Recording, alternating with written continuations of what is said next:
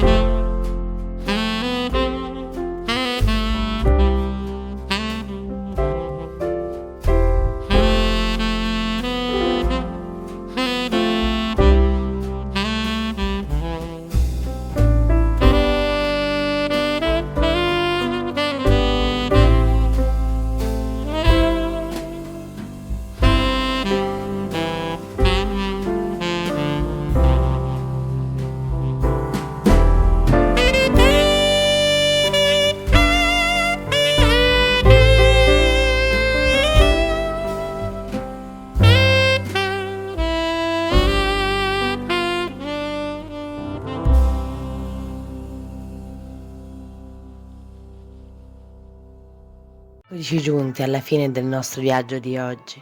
L'ultima cosa che voglio raccontarvi è com'è nata l'ispirazione per questo progetto creativo. Per la creazione di questa ghirlanda fuori porta mi sono lasciata ispirare da questi meravigliosi rami argentati, che mi ricordano molto i rami innevati che brillano alla luce del sole. Quindi ho deciso di utilizzarli per decorare il mio portone di casa, aggiungendoci un bel fiocco, una decorazione glitterata a forma di fata e una meravigliosa stella luccicante. Il tutto impreziosito da dei bellissimi diamanti verde scuro.